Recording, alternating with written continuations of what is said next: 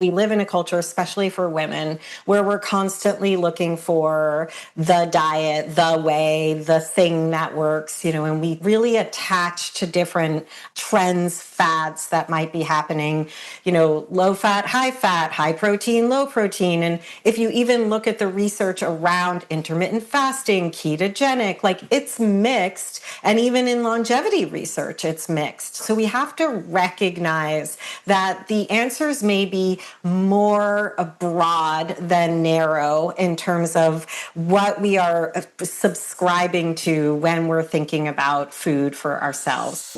If you want to live like you matter, ditch the pills, look great, and feel freaking amazing, you're in the right place. I'm Dr. Wendy Trudeau. And I'm Dr. Ed Levitan. Welcome to the Feel Freaking Amazing podcast, where we empower you to live a vibrant and healthy life by optimizing your structural, chemical, emotional, social, and spiritual lives. Hold on to your hats.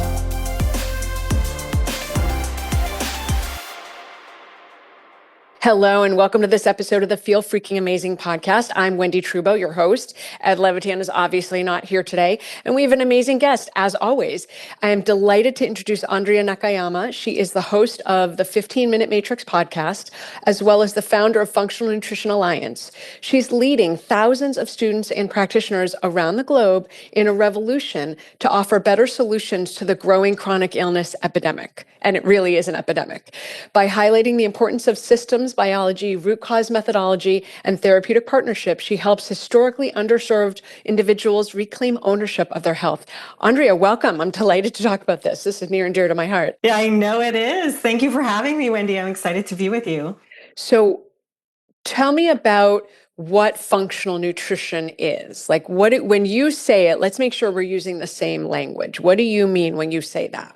I just love that you asked me that because I think it's really gotten quite far away, functional medicine and functional nutrition, from its roots. And I really am a person who upholds the foundations of the functional medicine model and then translates them to nutrition. So there are three primary tenets of a truly functional practice. That's a therapeutic partnership, meaning both people in the room come with their expertise. The patient has an expertise in themselves that the provider could never have, and we're making room for that deep understanding. So therapeutic partnership, looking for the root causes, and I always like to make sure I'm underlying that S in the plural sense. We're talking about multifactorial issues, not a singular factor that we're searching for to bring everything into resolution, and systems-based approach. So that includes systems biology. The gut's connected to the brain, the hormones are connected to the liver, which is connected to the gut,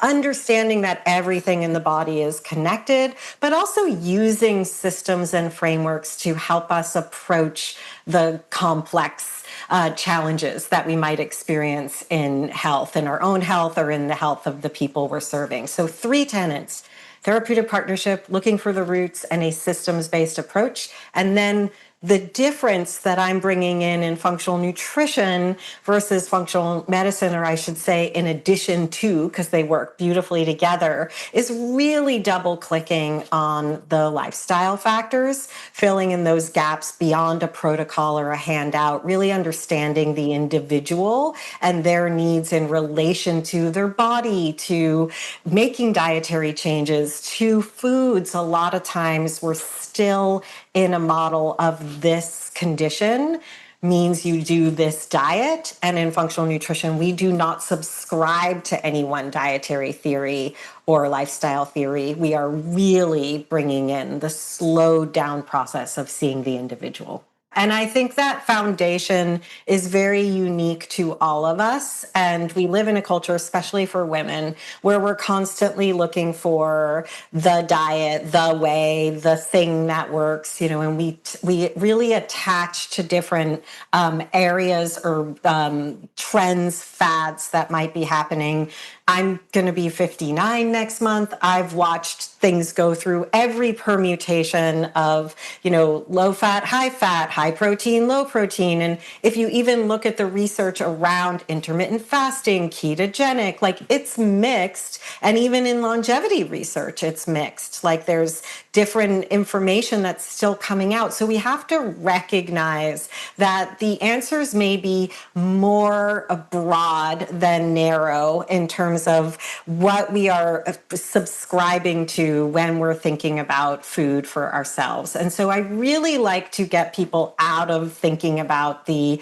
healing diets, which are there for a reason and should be done with a provider. If you're on a healing diet that is very restricted, it should be done for a limited time because you start to introduce nutrient deficiencies when you limit your dietary intake. So our 3 dietary principles, one I mentioned already, it's fat, fiber, protein at every meal or snack. Start there before you start measuring your blood sugar or worrying, like just fat, fiber, protein at every meal or snack. If you don't know like what's a good fat, there's plenty of information about that, right? And I have it on my website. I'm sure you have tools and resources, but like that's the place to start. So we're thinking more broadly. The second place I like to go is to eat the rainbow. And that way we're getting a lot of the phytonutrients that we need. They have so many benefits, anti-inflammatory, help with our oxidative stress, all the things, the neurodegeneration, brain health. They also give us a lot of fiber. So they bring in a lot of nutrients when we're thinking more broadly about color and we're getting super playful.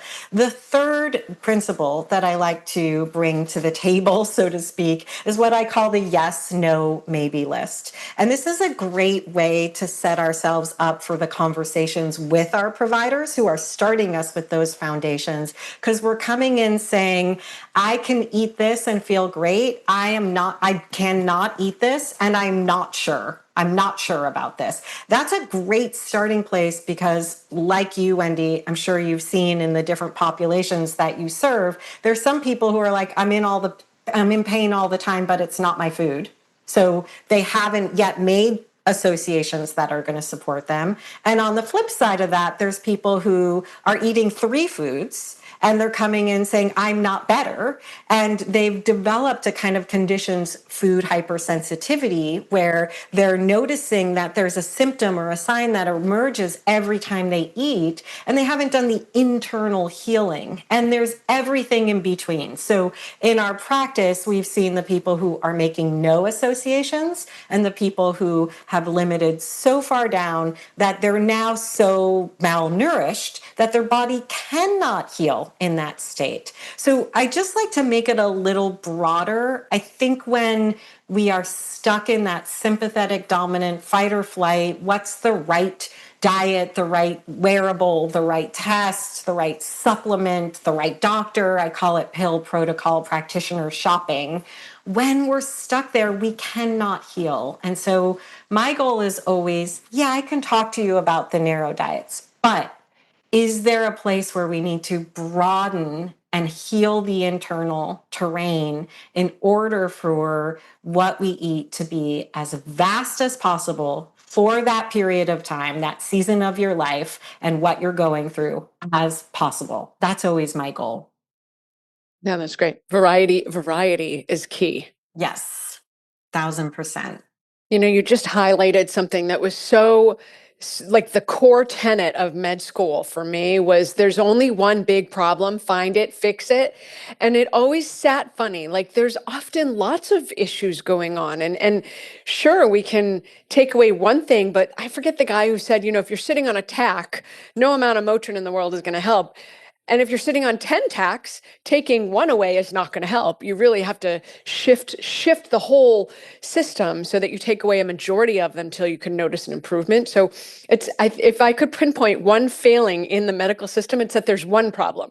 right? Like one problem, no, there's usually a number of problems and we have to deal with all of them. Yeah, and I think that's such a good point, Wendy. And I call it the X for Y. And it's also become kind of an issue in functional medicine as well, where people are stuck looking for the test that's going to tell them the one thing. And this multifactorial piece and understanding that it could be from our life or our history, it could be an epigenetic factor. And the one thing I wanted to add there that helps us understand the difference of functional nutrition and functional medicine is I call it a three roots, many branches approach. So the branches are the signs, the symptoms, the diagnosis. And in medicine and as patients, we often get stuck only thinking about the branch.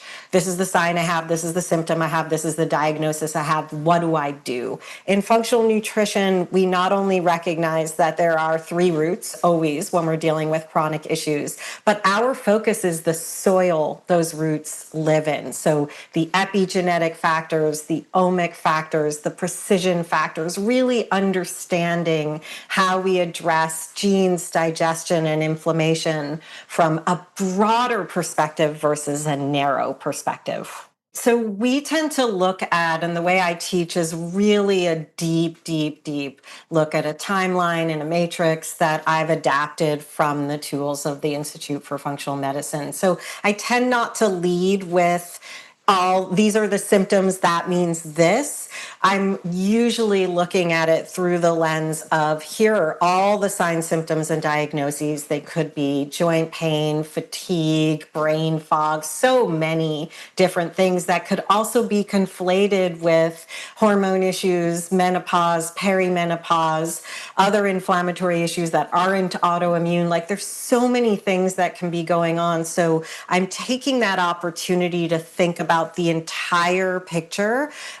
My version of what we call the matrix, and it's aligned with some of your thinking that I've heard you speak into.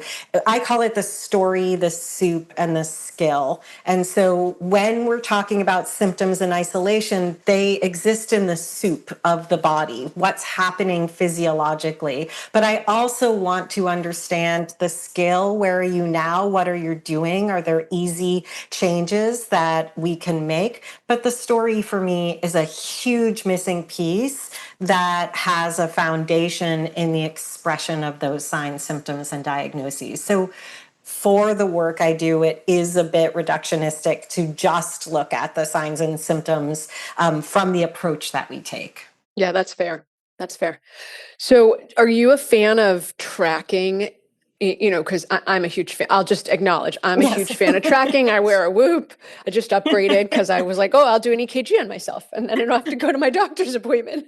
Okay. Yes. By the way, don't do what your doctor does. Go to your doctor. So are you a fan of tracking for women, tracking their data to understand their health more?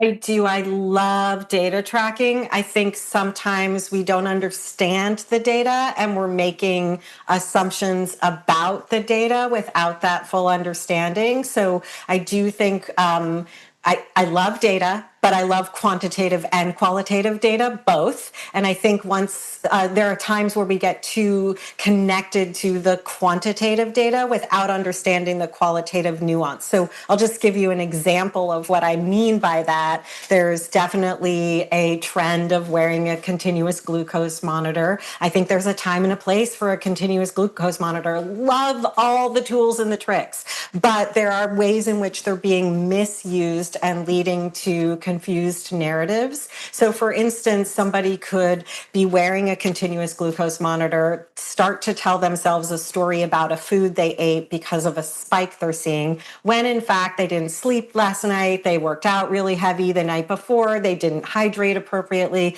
It's not for their body. It's not just one thing. Our food doesn't exist in isolation. And I worry sometimes that we are becoming very reductionistic about the data we're capturing. So I love tracking. Sometimes the tracking we need to do is very simple, just to get a sense of the more gross arena that we're living in versus the fine tuning of the data. Yeah, I would say if you notice something like that, like you eat something and your blood sugar spikes, then my response is, okay, wait a few days, test it again. If you have the same result, then you can say, okay, yeah, I am not reacting well to this food. But eating it in the same order matters, right? Like if, yeah, I tested out, I wore CGM for a month.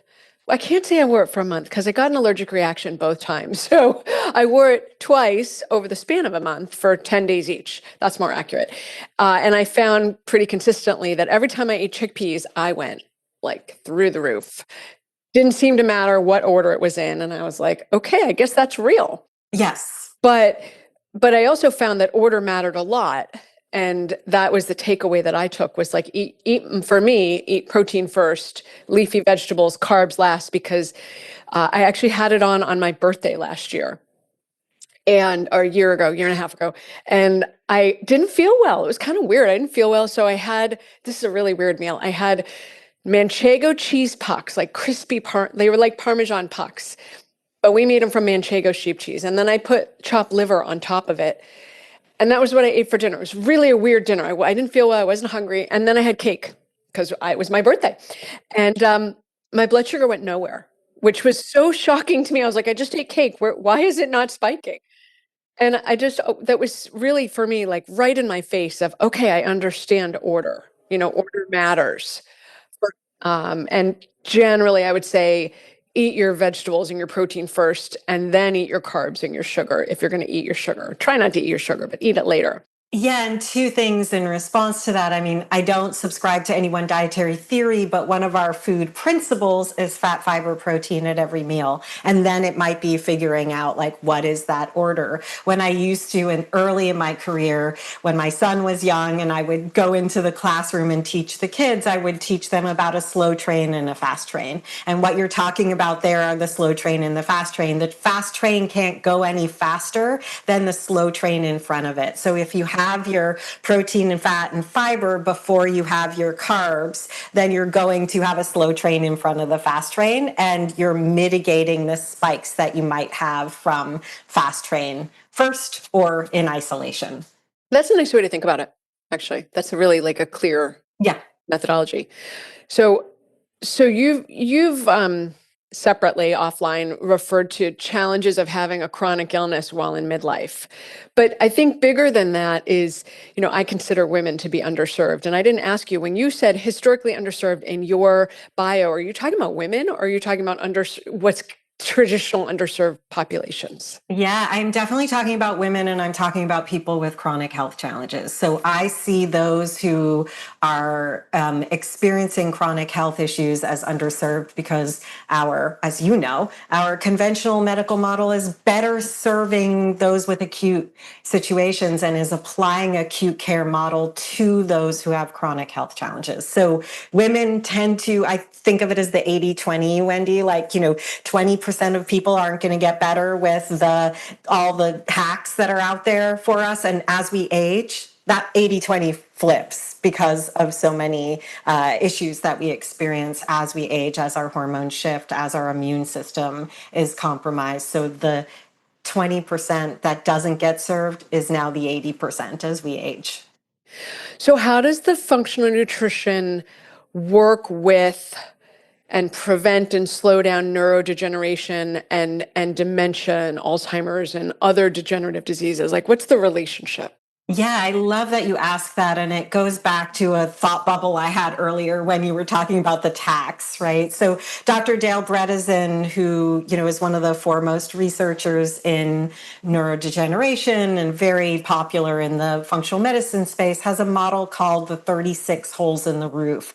It speaks to that multifactorial approach. And what he's done is really map the physiological pathway for each of those potential 36 holes. And somebody who's experiencing neurodegeneration has at least half of those, presenting in some way. When you look at those, and I have an article about this on the Functional Nutrition Alliance website, when you look at those pathways and get down to the, what is it? Why is it happening? But what do you do now? Most of it, a lot of it, is related to dietary and lifestyle modification. And so we can embrace that understanding from the researchers, from the medical doctors, but understand in functional nutrition, at least the way I teach it, the physiological mechanisms that allow us to make a difference in long-term results.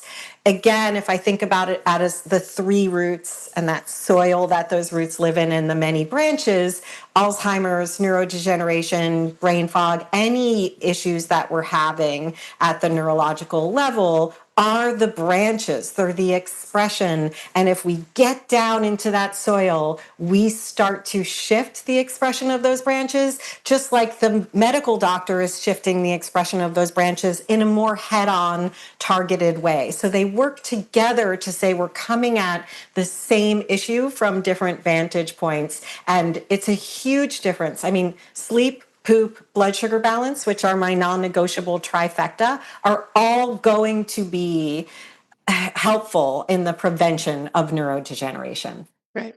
And you refer at some point that I was looking at that having a sense of purpose, so our business is called 5 Journeys because there's 5 intertwined, unique journeys, but each of them is a core pillar of your health. So your physical body, bones, muscles, ligaments, posture, movement, chemistry, that's the functional medicine, the emotional component, which is your relationship to yourself, your self-talk, the thoughts you have about yourself. Then the social component, which is you in the world and community, and your spiritual component, which is having a sense of purpose, understanding what your legacy is about. So can you talk a little about why having a sense of purpose helps cognitive decline? Yeah, I think that's a really great question and a great call out. And I love the pillars that you have in those different areas. It really relates to the matrix, and there's a lot of beautiful overlap there. My work has really led me, and I'm going to just back up a minute to talk about narrative medicine, because when I mention the story, the soup, and the skill, there's a piece of our story, who we are, what led us here, what really sparks us and moves us forward, where we're moved, where we feel a sense of belonging. All of those things have a physiological impact. As an example, there's been a lot of research around loneliness and the impact of loneliness on physiological health, on the chemistry, right? But if we flip that and we think about the power of belonging, when we belong, we are actually turning off inflammatory genes at a rate that we can speak about turmeric or curcumin, right? There's things we can do in life that actually have a physiological impact. And purpose is a huge one. I've been doing a deep dive into the science of longevity. I'm leading a book club where I've been reading a book every 2 weeks. There's a lot of science, a lot of technology, but without the purpose, without the reason why we're doing the thing, without the thing that fuels us to move forward, it's all for naught. And so purpose at so many levels helps us connect with ourselves. It helps us to resonate internally. It drives us forward to make change, but it also often helps us to feel connected to something larger than ourselves, which has a physiological impact in and of itself. Yeah, it's funny. I got married a long time ago. I just actually celebrated my 22-year anniversary over the weekend, and one of my relatives was very overweight, and for our wedding, lost like 100 pounds, which is a feat unto itself. And these are the days before Ozempic. She did this like work, food and some movement. And but she did it for my wedding. Mm-hmm. And after my wedding, there was no greater purpose. There was no reason to keep the weight off. There was no why, like Simon Sinek's Start With Why. There was no why. And she gained all the weight back. And it broke my heart. I was like, you know that you can lose it and you know that you can feel good in your body, right? It's always about the weight. It's never about the weight, right? Like, so I was like, because the way the weight is for her, it was mostly in her legs and her lower body. She had a really hard time moving. And when she lost the weight, she was more mobile. So it's so poignant to me that the why is always going to override the what and the how. And the why is the reason. Okay. Tell me how people can find you. Thank you for asking. Yeah, you can always find me at Andrea Nakayama on all the places on the web, andreanakayama.com, Andrea Nakayama on LinkedIn or Instagram, and that will lead you back to the Functional Nutrition Alliance. So there's two different bodies of work there. The Functional Nutrition Alliance is where we train practitioners, and in the Andrea Nakayama space, talking a little bit more about longevity and narrative medicine and the intersections with functional nutrition. This is fantastic. Thank you. Yes. I think you can't get away from chronic illness and you can't get away from health without taking into account the things that you're talking about, right? These foundational impacts on our health. So thank you for this. So, okay, this is good. So for the listeners, this is Andrea Nakayama. I'm Wendy Trubo. Thank you for joining us for another episode. And Andrea, thank you for being here and sharing this, because I think this will make a difference for people. Thank you so much, Wendy. It's been great. Don't go it alone. It's not a social journey until others join. Share this with your friends.